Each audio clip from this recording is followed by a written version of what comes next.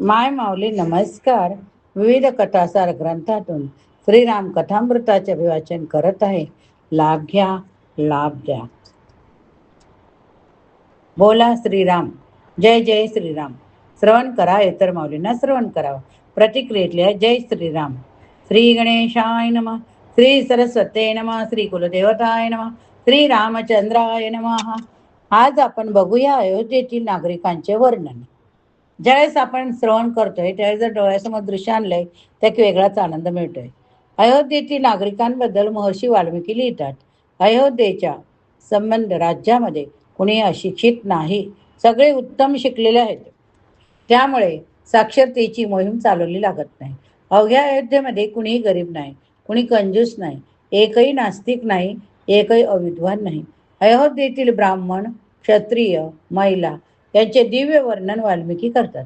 अयोध्येत कायद्याची आवश्यकताच नाही, कारण प्रत्येकाला आपापले कर्तव्य आपण नीट पार पाडत आहोत की नाही हे बघण्याची इतकी सवय लागली की त्यामुळे कुठे काही गडबड होत नाही.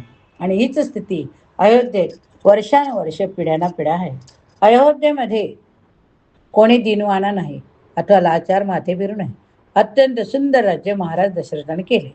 लोक अत्यंत सुखी नियमाने चालणारे, मात्र सर्वांना सुख देणारे दशरथ स्वतः अंतरंगात थोडे व्यथित. त्यांना पुत्रप्राप्ती झालेली नाही. त्यांचे वय देखील प्रौढत्वाकडे झुकत आहे. त्यांनी विचार केला की महर्षी वशिष्ठांचा सल्ला आपण घ्यावा.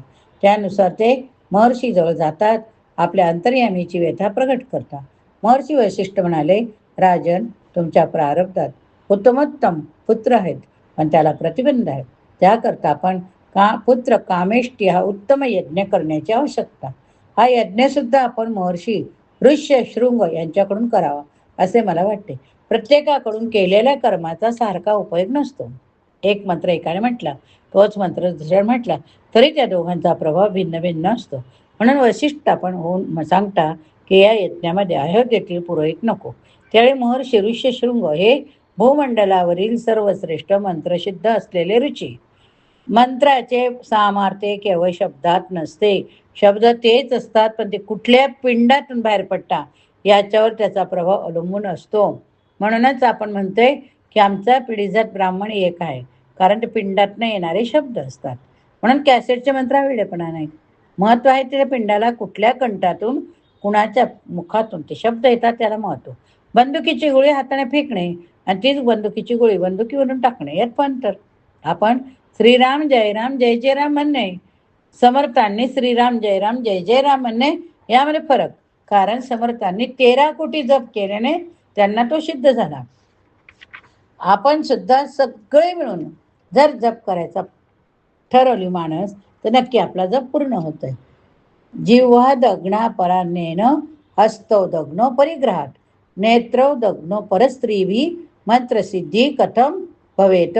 मंत्राची जागृती असावी लागते. पुस्तकात सगळे मंत्र छापलेले असतात, पण आपण ते मंत्र वाचले म्हणजे काम होत नाही.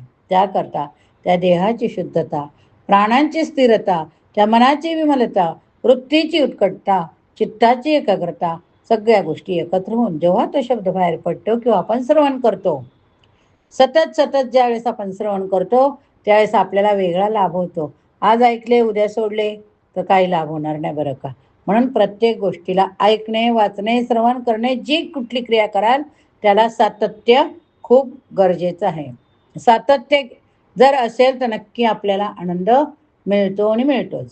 व्याकरणशास्त्रामध्ये म्हटलं आहे की एकच शब्द जीवनातल्या सगळ्या गोष्टी पूर्ण करू शकतो, पण तो सम्यक ज्ञात सुप्रियुक्त स्वर्गे लोकेच कामदुख भवती, तसा शुद्ध व्हा.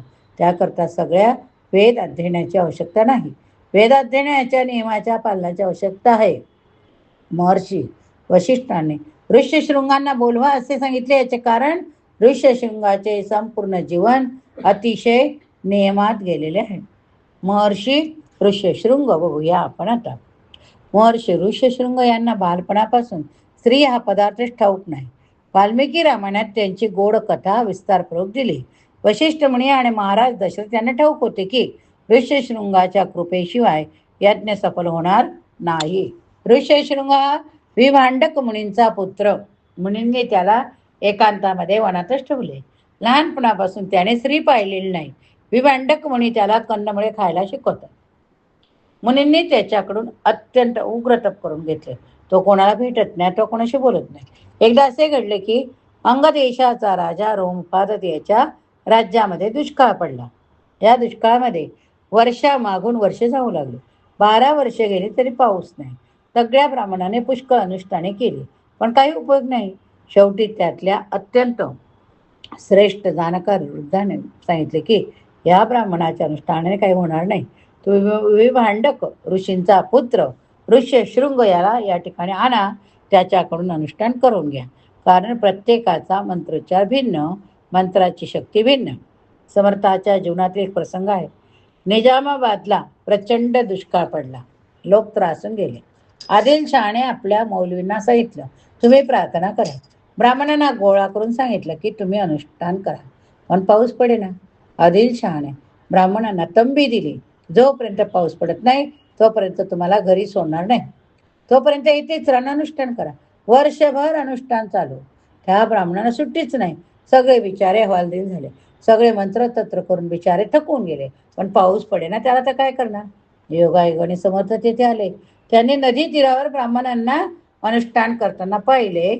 समर्थांना नमस्कार करून ते ब्राह्मण म्हणाले, आम्हाला या संकटातून सोडवा हो. आता हा राजा आम्हाला जिवंत ठेवतो की नाही कुणास ठाऊक. अनुष्ठान करूनही पाऊस पडत नाही. समर्थांना त्या सगळ्यांची दया आली. समर्थ मोठे तपस्वी होते. त्यांनी एका शिलाखंडावर कोळशाने हनुमंताचे चित्र काढले. त्यावर आपली छाटी टाकून ब्राह्मणांना अभिषेक करायला सांगितले. ब्राह्मण अगदी मनोभावे अभिषेक करतात. अडचणीत सापडलेला मनुष्य सगळे काही मनोभावेच करतो. सगळ्यांनी आळवून आळवून मारुती रायाची महादेवाची प्रार्थना केली. हनुमंतावर अभिषेकाची सतत धार सुरूच होती. थोड्याच वेळात आकाशामध्ये काळेकुट्ट ढग जमायला सुरुवात झाली आणि पाऊस पाहता पाहता सर्वत्र जोरदार पाऊस. आजही निजामाबाद जवळ सारंगपूरला जेथे घटना घडली तेथे समर्थाचा हा मारुती पाहायला मिळतो. तेव्हा ऋष्यशृंग यांच्या मंत्रोच्चाराला एक वेगळे तेज. त्यांनी इंद्रियांचे सारे नियम पाळलेले. पण आता रोमपाद राजापुढे प्रश्न आहे की या ऋष्यशृंगाला आणायचे कसे. राजाने काम मंत्र्यावर सोपवले. मंत्र्याने विडा उचलला. असल्या कामात मंत्री हुशार असतात. त्यांना सगळे युक्त्या ठाऊक. एक मंत्री हुशार. त्याने एका व्यवहारिक गणिकेला आणले. तिच्याकडे नाच करणाऱ्या गाणाऱ्या मुली होत्या. त्या मंत्र्याने त्या गणिकेला भेटून त्याच्यावर एक काम सोपवले. हळूहळू या नृत्य करणाऱ्या मुली ऋष्यशृंगापुढे येतात. त्याला संगीताची गोडी निर्माण करतात. ऋष्यशृंगाला प्रथम असे वाटले की लांब केस असलेली हे आपल्यासारखे ऋषिकुमार, पण त्या रोज ऋष्यशृंगाला मिठाई आणून देऊ लागल्या. त्याला फक्त झाडांची फळं ठाऊक. त्या मुली त्याला म्हणतात की ही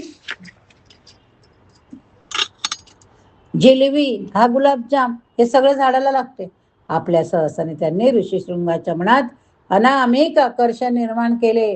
अशा प्रकारे त्याला फसवून त्यांनी ऋषशृंगाचे अपहरण केले. महर्षी ऋषशृंग केवळ रोमपादाच्या नगरीत पोहोचला. सर्वत्र पाऊस सुरू झाला. एका तपस्व्याच्या केवळ आगमनाचा हा परिणाम. लोकांना खूप आनंद झाला. मात्र रोमपाद राजाने विचार केला की ही गोष्ट विभांडक मुनींना कळली. त्यांनी आपल्याला शाप दिला की सगळे संपले. कारण घाईघाईने ऋष्य शृंगाला दिली, त्याचे लग्न करून टाकले. आपली मुलगी घाईघाईने ऋष्यशृंगाला दिली व लग्न केले. या सगळ्या गोष्टी कळल्यावर विभांडक मुनींना राग आला. पण आपला मुलगा राजाचा जावई झाला याचे समाधान वाटले. जे घडले त्याचा त्यांनी ईश्वरी इच्छा म्हणून स्वीकार केला. महाराज दशरथ या ऋष्यशृंग मुनींना आमंत्रित करण्यासाठी अंगदेशात रोमपाद राजाकडे जातात. आपल्याला पुत्रप्राप्ती होणार याची दशरथांना खात्री. कारण श्रवणबाळाच्या वडिलांनी दिलेला शाप त्यांच्या लक्षात आहे. पुत्र शोकाने आपल्याला मरण येणार आहे, याचा अर्थ आपल्याला पुत्र होणार हे नक्की. यात जो काही अडथळा असेल महर्षी ऋष्यशृंगाच्या मंत्रबलाने दूर होईल. महाराज दशरथ व रोमपाद एकाच गुरुकुलात शिकलेले, त्यामुळे दोघे एकमेकाचे अत्यंत घनिष्ठ मित्र. रोमपाद राजास एका ऋषीने दिलेल्या शापामुळे त्यांना अपत्य होणार नव्हते. तेव्हा महाराज दशरथांनी आपल्या मित्राला वचन दिले होते, रोमपादा तू खंत करण्याचे कारण नाही. अरे एका मित्राने दुसऱ्या मित्राच्या कामाला आले नाही तर काय उपयोग? मला जी पहिली संतती होईल ती मी तुला दत्तक विधान करून देईल. महाराज दशरथांना महाराणी सुमित्रेपासून एक कन्या झाली. त्यांनी ती रोमपाद राजास दत्तक दिली. रोमपाद राजाने तिचे नाव शांता ठेवले. ही शांता जन्मल्यापासून रोमपाद राजाकडे असल्यामुळे आपले खरे आई वडील वेगळे आहे याची तिला अजिबात कल्पना नाही. एका अर्थाने महाराज दशरथ आपल्या जावायला आमंत्रित करण्यासाठी जणू रोमपाद राजाकडे आले. रोमपाद राजाने आपल्या जावयास यज्ञ करण्यासाठी अयोध्येत जाण्याची अनुमती दिली.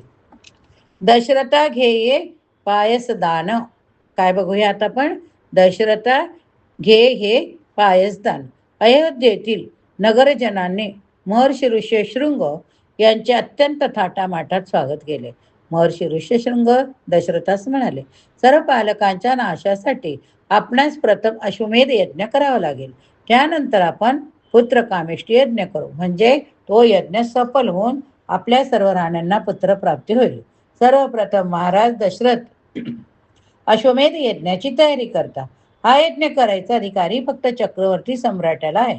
अन्य कुणाला यज्ञ करता येत नाही. अश्वमेध यज्ञ, राजसूय यज्ञ दोन्ही यज्ञ फार महत्वाचे. कोणी कोणता यज्ञ करावा याला मर्यादा. महाराज दशरथाचा यज्ञ पार पडण्यास संपूर्ण 1 वर्ष लागले. या संपूर्ण वर्षात 3 राण्या स्वतः महाराज हे सगळे व्रतस्थ, याला म्हणतात तप, सगळ्यांचे खानपान ठरल्याप्रमाणे मर्यादित. आधी वर्षभर संयम आणि नियमाचे पालन, मग पुत्र कामेष्टी यज्ञ सुरू. महाराज वर्षभर राज्यसभेत गेलेले नाही, हे रोज जप करतात. अशा प्रकारचा चक्रवर्ती सम्राट पुत्र कामेष्टी यज्ञाच्या पूर्णाहुतीसाठी जेव्हा उभा राहिला तेव्हा त्याचे अंतःकरण भावविभोर झाले. पूर्णाहुतीचे मंत्र चालू असताना महाराज दशरथाने भावनावस्थेत काय पाहिले? चत्वारी शृंगाः त्रयो अस्य पादाः द्वयी शीर्षे. एक दिव्य देवता अग्निकुंडातून प्रकट होते. तिला 4 शिंगे, 2 मुखे. ते साक्षात भगवान प्राजापत्य पुरुष अग्निनारायण. भगवान अग्निनारायण म्हणतात, हे राजा तू धन्य. तुझ्या उपासनेने तू मला तृप्त केले. तुझ्या जीवनाची पुण्यशीलता पाहून आज मी तुला प्रसाद देण्यासाठी प्रगट झालो. हा प्रसाद तुझ्या राण्यांनी भक्षण केला म्हणजे त्यांना गर्भधारणा होईल. 3 राण्यांना हा प्रसाद यथाधिकार दिला जावा. तुझ्या यज्ञी मी प्रगट झालो, हा माझा सन्मान. दशरथा घे हे पायसदान. महाराज दशरथला काय झाले आहे कळेना. त्यांच्या नेत्रातून आसवांच्या धारा उघळत होत्या. वशिष्ठ मुनी, ऋष्यशृंग मुनी सुद्धा बघत आहे. यज्ञ पुरुष त्यानंतर अंतर्धान पावला. राजाने 3 राण्यांना प्रसाद प्रदान केला. महर्षी ऋष्यशृंग परत अंगदेशात गेले. इकडे अयोध्येत 3 राण्यांना दिवस गेले. महाराज दशरथांना आता जीवनात खरा खरा आस्वाद वाटू लागला. अवघ्या अयोध्येमध्ये सर्वत्र आनंदी आनंद पसरला. 3 राण्यांना आता डोहायला लागतात. महाराज दशरथ भगवती कौशल्याला विचारतात, तुला कसले ग डोहायला लागले? तर भगवती कौशल्या माता म्हणते, महाराज मला 2 गोष्टी सारख्या करायचं वाटतं. एक तर साधू संतांची, ऋषीमुनींची सेवा करावी. दुसरे म्हणजे जे जे बंदिवासात पडले असतील तर सर्वांना सोडून द्यावे. या डोहाळ्याद्वारे भगवान नारायणाच्या अंतरंगात असलेली आकांक्षा कौशल्या मातेच्या श्रीमुखातून प्रगट होत होती. आता हा भाग येथे संपवूया. पुढील भागात आपण बघूया राम जन्मला ग सखी राम जन्मला. जर श्रवण केलं असेल तर बोला जय श्रीराम. श्रीराम जय राम जय जय राम. श्रीराम जय राम जय जय राम. श्रीराम लिहायला विसरू नका.